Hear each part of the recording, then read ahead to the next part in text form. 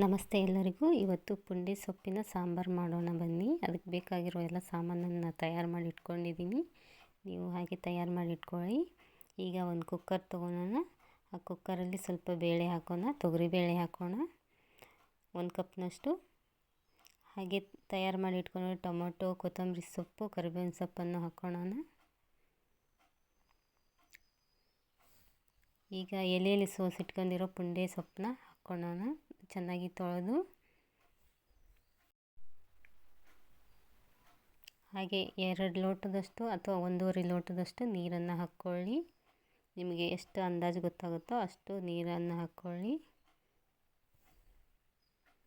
1-2 ಚಮಚ ಖಾರದ ಪುಡಿ ಹಾಕ್ಕೊಳ್ಳಿ. ಒಂದು ಚಿಟಿಕೆಯಷ್ಟು ಅರಶಿನದ ಪುಡಿಯನ್ನು ಕೂಡ ಹಾಕ್ಕೊಳ್ಳಿ.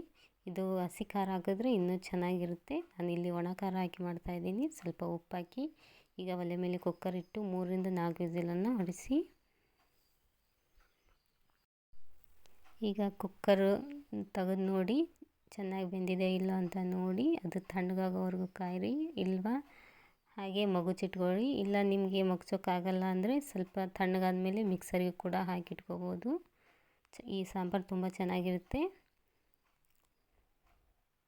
ಹಾಗೆ ಒಲೆ ಮೇಲೆ ಒಂದು ಪಾತ್ರೆ ಇಟ್ಕೊಂಡು ಅದಕ್ಕೆ ಸ್ವಲ್ಪ ಎಣ್ಣೆ ಹಾಕಿ,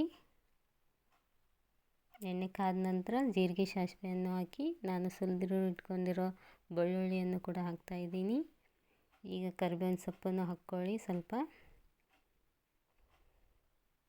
ಎಲ್ಲವನ್ನು ಹಾಕ್ಕೊಂಡ್ಮೇಲೆ ಸ್ವಲ್ಪ ಕೆಂಪಾಗೋವರೆಗೂ ಬಿಡಿ. ಸ್ವಲ್ಪ ತಣ್ಣಗಾಗಲಿ ಅದು. ಈಗ ಸಾಂಬಾರು ರೆಡಿ ಇಟ್ಕೊಂಡಿರೋ ಸಾಂಬಾರನ್ನೆಲ್ಲ ಹಾಕಿ ಮತ್ತೊಮ್ಮೆ ಒಲೆ ಮೇಲೆ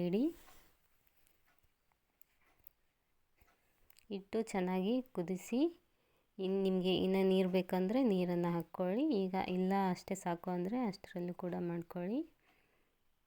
ನಾನೀಗ 1-2 ನುಗ್ಗೆಕಾಯಿ ಇತ್ತು, ಅದನ್ನು ಕೂಡ ಹಾಕ್ಕೊಂಡಿದ್ದೀನಿ. ಅದು ಬೆನೆಯೋವರೆಗೂ ಒಂದು 10 ನಿಮಿಷ ಬೇಕು. ಅದು ಬೆನೆಯೋದಕ್ಕೆ ಚೆನ್ನಾಗಿ ಕುದಿಬೇಕು. ಅದೆಲ್ಲ ಕುದ ನಂತರ ಮತ್ತು ತೊಗರಿಬೇಳೆ ಪಿತ್ತ ಅಂತಾರೆ ಎಲ್ಲರೂ.